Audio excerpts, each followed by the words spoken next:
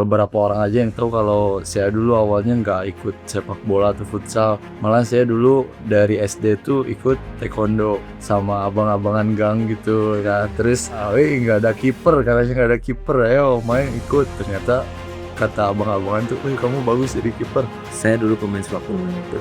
Yang pertama ibu pengen saya di sepak bola, dan kedua bapak pengen saya di futsal. Ada salah satu seseorang mungkin yang bisa disebut kayak orang Jawa itu bojoku. Tahun kedua yang dapat kesempatan main di liga profesional bisa langsung kepanggil nasional tim, sebuah pencapaian luar biasa. Mungkin orang lain yang beberapa tahun main di tim mungkin belum tentu bisa dapat kesempatan kayak Andres ini. Pas lagi mandi kayak banyak notif banget di handphone tuh, kayak ini apa nih? Pas lihat HP-nya sambil mandi tuh, ya, selamat kayak ini apa nih? Pas dilihat berhenti dulu mandi, ternyata kepanggil timnas. Dan saya bilang sama mama, Angga janji dari futsal ini Angga bisa kuliah gratis tanpa minta uang sepeser pun sama mama, dan Angga bakal jadiin futsal ini jalan Angga buat nyenengin mama. Saya mikir kayak saya ngapain takut main lawan-lawan ini, karena saya pernah menghadapi lawan yang lebih jago di PFL. Hari pertama latihan tuh tentunya sangat senang ya bisa bergabung sama pemain-pemain baru. Tahun kedua yang dapat kesempatan main di liga profesional itu bisa langsung kepanggil nasional tim, sebuah pencapaian luar biasa. Mungkin orang lain yang beberapa tahun main di tim mungkin belum tentu bisa dapat kesempatan kayak Andres. Ya semua pemain pantas kalau bikin salah, kayak ada kesalahan di dalam tim pasti dimarahin. Lah kamu kalau nggak ada tantangannya ya Hidup itu aja. Masa yang paling berat di waktu Gavin di sini tuh tentang cederanya. Sempat kepikiran kayak kurangnya apa, di latihan udah kasih 100% tapi jarang dimainin. Mereka lakukan tuh pakai hati. Saya ngapain takut main lawan-lawan ini, karena saya pernah menghadapi lawan yang lebih jago di PFL. Aku nggak pengen asal jadi fasilitasnya. Iya, Bang. Kita nggak kejar cepat, tapi saya ngejar kuat. Setelah Gavin sampai ke sini, Gavin lihat fasilitasnya, buset. Tim ini paling top. Malang juga punya Unggul Sports Center. Aku udah bareng dua pemain Unggul FC yang aku sebutin tadi. Kita sapa dulu nih. Halo Kak Andres, halo Kak Angga. Halo. Gimana nih kabar kalian hari ini? Alhamdulillah baik, sehat, lancar semuanya, dan baru latihan lagi di hari ini. Latihannya jam berapa tadi kalau boleh tahu? Pagi-pagi sih jam Oh pagi. 9. Sore ini nggak ada berarti? Gimana kabarnya Kak? Alhamdulillah sehat, baik setelah kemarin seri Malang ya, feeling good lah. Asik. Plus 6 poin gak? Terus seneng gak diajak podcast malam ini? Pastinya seneng ya, cuman Hanas Ria. gimana ya? Seneng aja sih. Pertama lagi nih podcast. Kapan terakhir? Paling podcast di PFL doang, kayak wawancara tok sih. Podcast. Sama juga. Preskon, ya. Oh iya sih preskon ya. Terus ya kita mulai ya serius-seriusnya nih ya. Nanya nih, sebelum ada di titik sekarang ini kayak ya udah masuk timnas juga ya, kalau di Unggul FC bisa dibilang pemain yang udah lumayan lama juga kan. Terus gimana nih sebelum kalian masuk ke timnas, kayak cerita dikit mungkin awal mula karir kalian di futsal. Dari siapa dulu? Mau siapa duluan? Boleh Andres duluan ya. Andres duluan. Andres sudah. Aku aja yang duluan. Andres boleh. Pertama main futsal tuh dulu karena di sepak bola nggak ada kesempatan buat grow up lebih lanjut karena mungkin tanda kutip. Jadi waktu SMA pertama itu saya baru coba-coba jadi pemain futsal di SMA kelas 1 SMA, dan berbagai banyak kerintangan mungkin ya karena dari sepak bola ke futsal.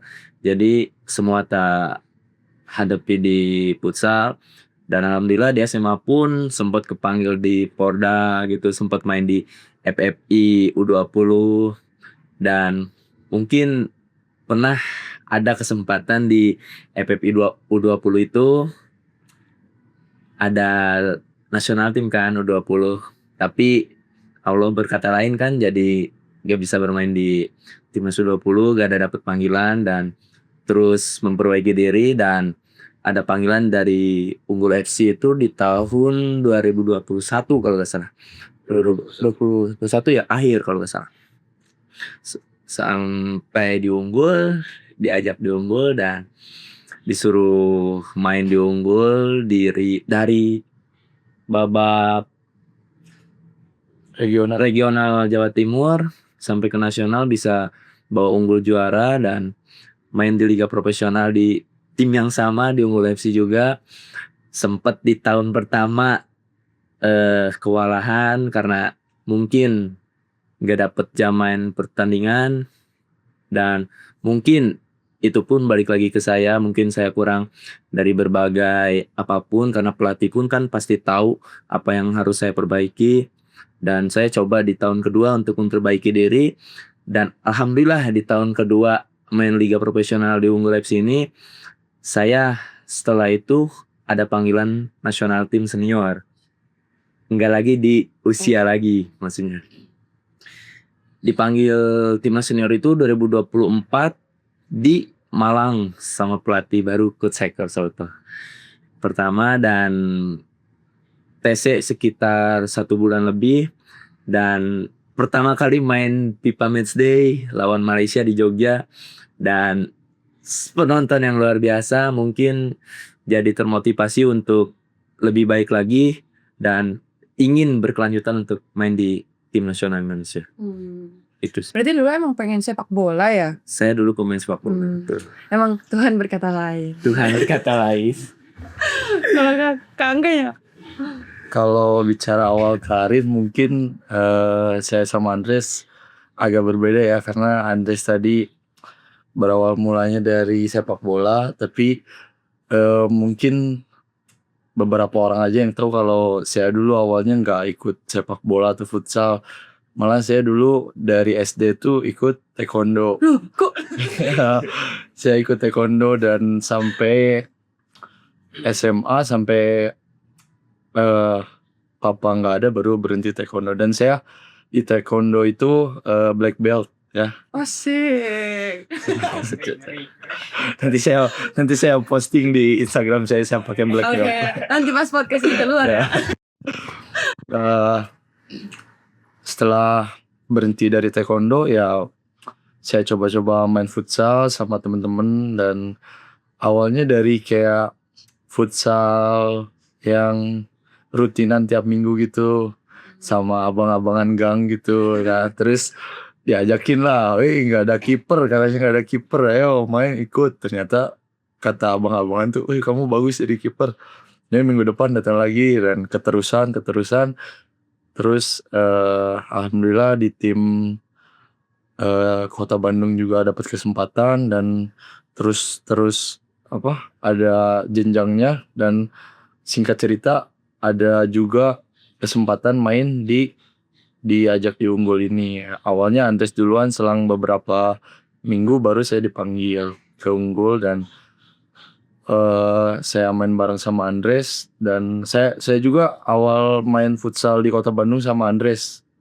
Jadi hampir 7 tahun saya bareng sama Andres satu tim. Nah, sampai sekarang di Unggul juara Liga Nusantara, bawa Unggul ke Liga Profesional, dan sampai kemarin 2 kali di timnas juga bareng sama Andres. Kayak Upin Ipin kan. Terus kan sepanjang perjalanan karir ya, dari awal sampai sekarang, mungkin gak sih gak ada support system? Kira-kira siapa sih support system utama? Maksudnya kayak yang menjadi tujuan kalian itu untuk tetap terus maju gitu dong di karir ini? Kalau untuk support system mungkin ya pastinya nomor 1 ya keluarga ya. Karena keluarga, sejauh apapun kita pergi pasti kita pulang ke keluarga gitu, ke rumah kita gitu. Di samping keluarga itu tentunya kan mereka berharap banyak sama kita, yang berjuang di luar ini gitu untuk ngebanggain ya, apalagi mama papa saya udah nggak ada, jadi ya motivasi besar sih untuk terus maju, terus ngelakuin apa yang saya bisa di futsal. Kalau kakaknya? Kalau saya sih yang pertama ya ibu sama bapak.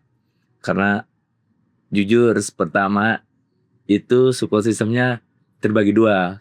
Karena yang pertama ibu pengen saya di sepak bola, dan kedua bapak pengen saya di futsal. Tapi bapak terserah lagi, balik lagi ke saya katanya. Terus saya bilang ke orang tua, tolong kasih saya kesempatan satu kali. Kalau misalkan saya nggak bisa jadi pemain profesional, saya ikutin kata ibu. Jadi pemain sepak bola dilanjutin. Karena rezekinya di futsal, berarti saya lanjut di futsal sampai sekarang. Yang kedua mungkin ada salah satu seseorang mungkin yang bisa disebut kayak orang Jawa itu bojoku.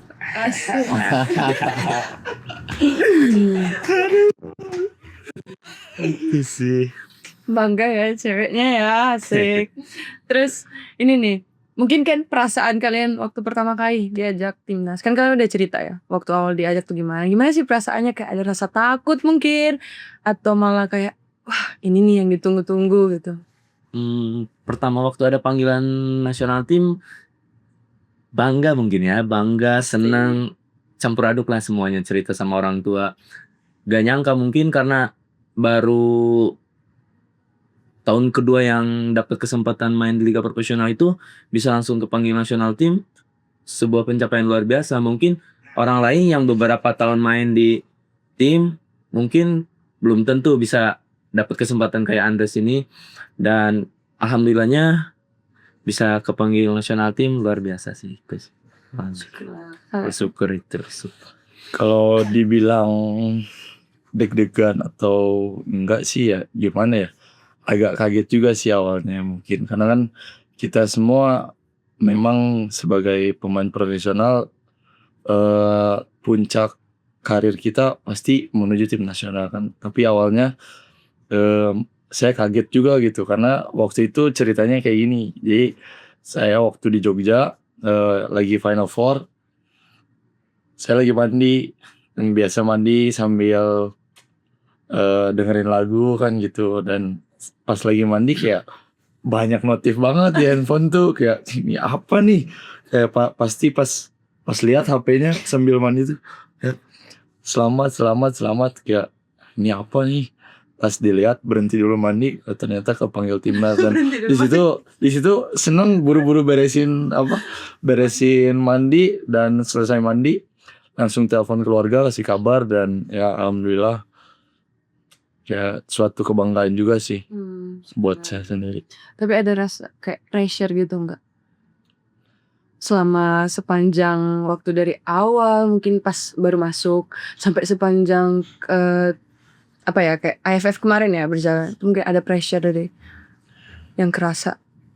Kalau pressure sih mungkin nggak ada ya, nggak ada pun itu, karena ya kalau pressure dari luar pasti ada lah ya, cuman dari diri kita sendiri ya gimana caranya kita membuat pressure itu jadi sesuatu yang kita bikin kita jadi semangat gitu, jadi kita termotivasi. Dan tentunya juga sebelum kita bertanding waktu itu tuh coach Hector selalu ingetin sama kita, oke, kalian baru main di timnas, no pressure, kalian yang penting kalian ada di lingkungan timnas, dan saya tahu kualitas kalian, dan itu bikin kita jadi confident juga gitu untuk bermain buat timnas. Tapi sebenarnya ada juga rasa takutnya otomatis, terutama saat final timnas. Saya mikir kayak gini, kayak ini kalau hari ini saya main jelek dan timnas kalah, saya dihujat satu Indonesia. Jadi saya harus kasih yang terbaik aja, nggak usah beban, nggak usah lakuin yang terbaik. Dan ya sering berjalan pertandingan ya alhamdulillah bisa kasih yang terbaik buat timnas. Kalau Kak Andres, Masalah pressure ya. Kalau masalah pressure mungkin semua orang mungkin punya harapan lebih mungkin ya. Karena yang mewakili timnas futsal itu cuma beberapa orang. Jadi siapa yang nggak mau lihat timnas kita itu lebih baik dari sebelumnya, bisa dapat hasil yang baik juga gitu kan. Jadi pressure itu mungkin kita ataupun saya bisa dijadikan sebuah tantangan terbaru karena mereka berharap kepada saya pribadi dan teman-teman mungkin di national team biar kita semangat untuk bawa nama national team ini ke jenjang yang lebih baik dan alhamdulillah bisa lebih baik terus dari sebelumnya gitu timnas Indonesia ini sampai saat ini gitu. Bahkan sekarang orang-orang pasti lihat timnas Indonesia gitu. Terus kayak kalau misalnya dari keberhasilan ini ya, apa yang Kak Andre sama Kak Angga itu korbanin? Mungkin kan yang namanya juga perjuangan ya, mungkin ya nggak ada yang dikorbankan. Yang dikorbankan pasti ada. Cuman satu sih yang dulu balik lagi sama orang tua karena pertentangan sama orang tua kan karena bahwasanya berawal dari orang tua jadi Andres pertamanya harus diberesin dulu pendidikan Oke, betul. baru futsal. Jadi orang tua ngutamain yaitu futsal. Pendidikan. Nah, abis itu kalau misalkan pendidikannya udah oke, baru fokus futsal, oke gak apa-apa.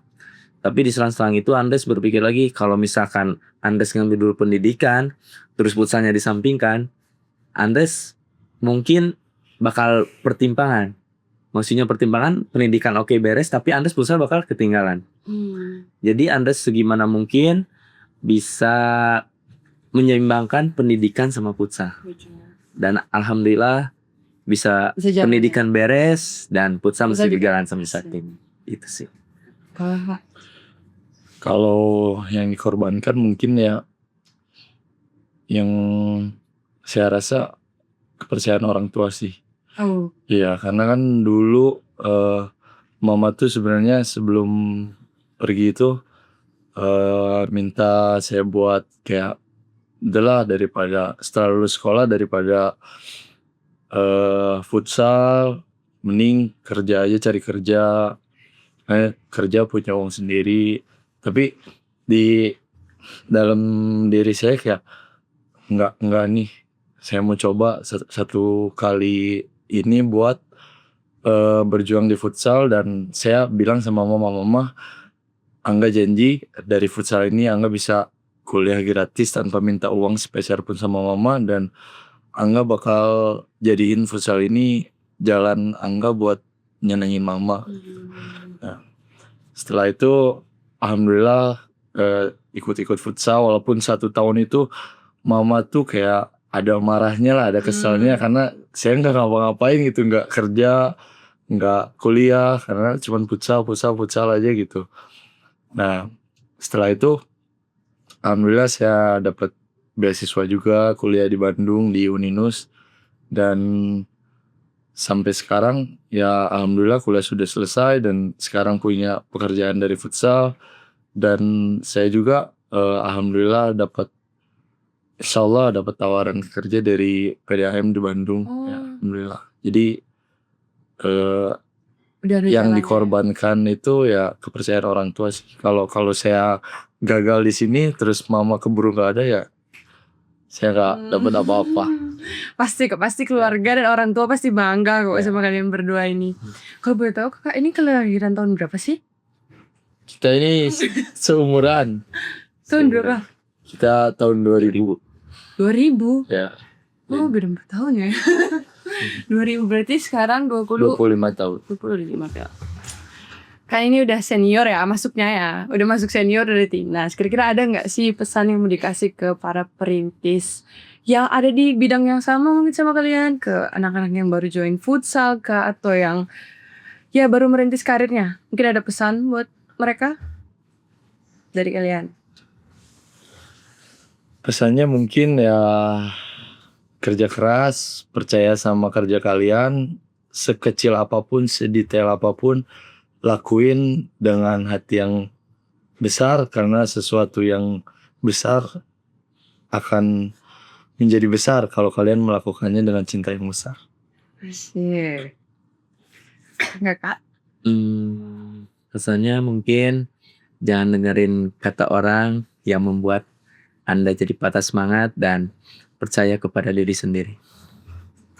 Tuh. Nah, aku kalau dengar cerita kakak yang udah sejauh ini ya, bahkan dari tadi juga ada Kak Kevin sama Kak, gitu rasanya kayak, Mas boleh nggak sih buatin film?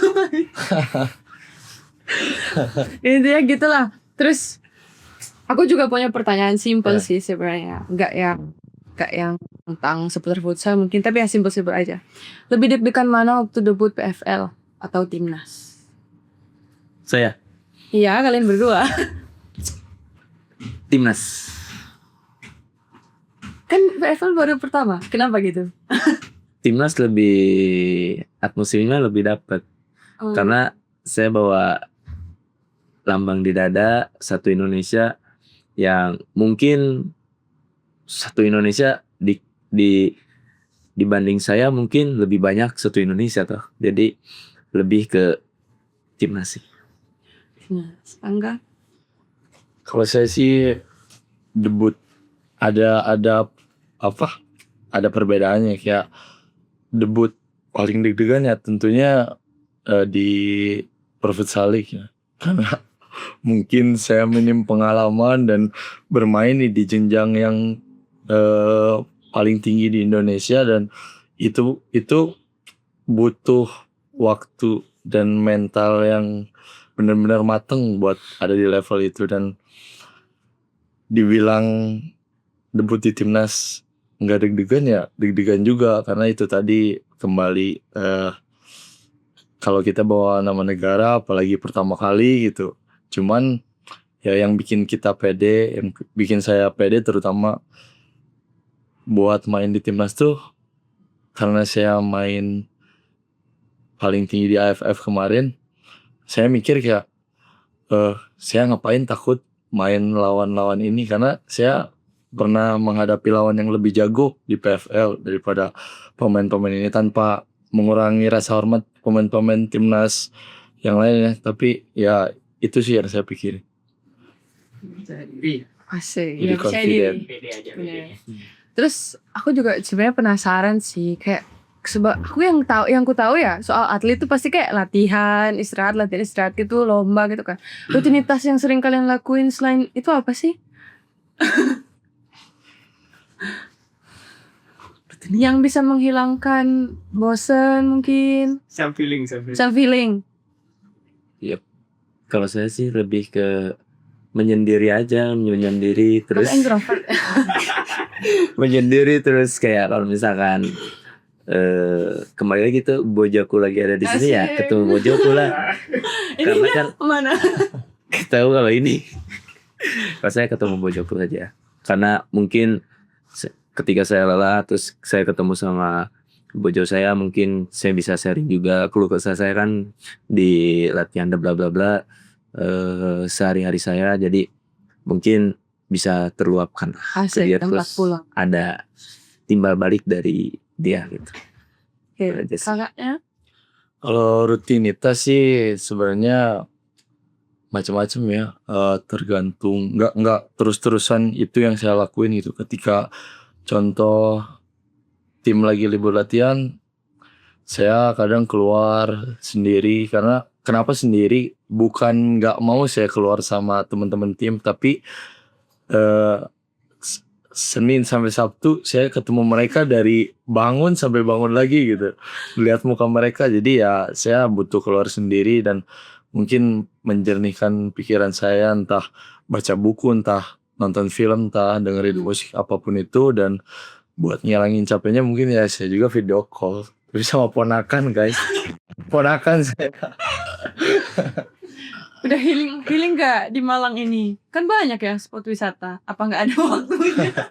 Kalau untuk healing sih kadang kita karena waktunya kadang yang cuman 1 hari liburnya tuh, jadi nggak sempet yang perjalanan jauh dulu baru bisa healing. Jadi kita lebih milih yang yaudah yang Deket-deket. lebih terjangkau dan waktu nggak memakan waktu juga gitu. Sama juga ya pas. Gila. Aku jadi pengen nanya. Kira-kira kalau ngelihat ya, kalian kan kalau kelihatan dari lapangan beda ya. Kayak mukanya tuh serius gitu loh. Terus ini bisa ketawa-ketawa gitu loh. Kira-kira siapa sih pemain paling serem kalau di lapangan? Gak ada Saya- sih kalau saya. Gak ada. Di tim, Kalau di tim apa semua? di tim. Semua lah, semua aja deh termasuk. Kalau semua sih saya nggak ada sama sekali. Tim pun nggak ada sama sekali. Saya normal aja. Ini opininya mungkin siapa tahu berbeda. Kalau ngelihat di luar lapangan dan dalam lapangan ya, penilaian saya yang paling berbeda itu yang jomplang banget.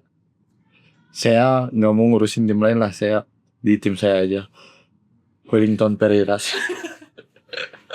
Kenapa gitu kira-kira? Kalau di luar dia bener-bener kayak orang Indonesia, ramah dan lain-lain, tapi kalau di dalam lapangan dia bener-bener Brazilnya dapat gitu. Dia bisa- Brazilnya gimana itu? Dia Ini dah. dia bisa apa? Jadi contoh buat pemain-pemain Oh. lain, dan dia ya walaupun sering marah-marah, sorry papai, sering marah-marah ya itu juga karena dia pengen tim kita lebih grow lagi, lebih berjuang lagi gitu. Berarti kalau di dalam jiwa kepemimpinannya kejahatan ya? Ya. Asik. Oke, terus kira-kira ada nggak hal lucu yang pernah kalian berdua lakuin di lapangan? Yang berdua lakuin ya atau di latihan? Paling saya ada satu nih. Ini eksklusif, nggak ada di podcast manapun, walaupun baru sekali podcast. Ini orang ini nih, kalau nggak satu tim sama saya, dia kan posisinya pivot, saya penjaga gawang. Jadi kalau kita berlawanan, otomatis dia deketan sama saya. Kadang dia sebelum pergi ninggalin saya pindah posisi, kadang dia kentut guys. Astaga. Kadang tinggal baunya doang pas lihat siapa. Pas saya lihat Andes dia ketawa-ketawa. Ah, pasti nih orang yang kentut nih. Ini pasti yang nonton gak ada yang tahu ini. Yang nonton gak ada yang tahu kan, cuma saya yang nyium guys. Nih gak ada yang mau ceritain ini. Langsung kicau. Tapi selebihnya sih, kalau kejadian lucu ya gak banyak sih, karena kita latihan serius. Coach Andre juga dia orang yang serius ketika latihan, dan ya jadi nggak begitu banyak hal-hal lucu ketika latihan. Oke. Oke, terakhir ya. Sebelum kalian sebelum kita closing, kalau kalian balik lagi ke masa lalu, apa sih yang pengen kalian bilang ke diri kalian sendiri? Diam. Balik lagi ke diri yang dulu. Mungkin mengucapkan terima kasih ke diri saya yang bisa jadi seperti ini. Antes yang dulunya bukan siapa-siapa, dan sekarang pun bukan siapa-siapa sih sebenarnya. Cuman ya sedikitnya bisa grow up diri, bisa memperbaiki diri, bisa mengangkat derajat sedikitnya orang tua, dan saya bersyukur terhadap diri saya sekarang, dan semoga saya pribadi pun bisa lebih baik lagi ke depan. Amin. Kalau saya sih bisa balik lagi ke masa lalu, ketemu saya waktu kecil ya, saya cuma mau bilang terima kasih sudah mau bertahan sejauh ini, kerja lebih keras lagi, karena di depan sini banyak sekali hal-hal besar yang bisa kamu capai. Oke. Aku seneng banget sih jujur denger cerita dari kakak-kakak ini. Perjalanan dari awal unggul sampai ke timnas. Dan kalian juga membuktikan nih ke penonton, ke teman-teman yang lagi merintis, kalau semua mimpi itu pasti ada jalannya. Aku ngucapin terima kasih banyak buat Kak Andre sama Kak Angga. Semoga perjuangannya akan terus istilahnya kayak semua mimpi bisa digapai sampai tua nanti, amin. Dan udah pasti ya banyak orang dan sudah banyak orang yang bangga juga ya sama Kak Andre sama Kak Angga dan bahkan teman-teman di Unggul FC juga dan teman-teman di Timnas. Oke, terima kasih ya buat Kak Andres dan Kak Angga dan teman-teman tetap nonton terus podcast Malang Juga Punya. See you di episode selanjutnya and this is Malang Juga Punya.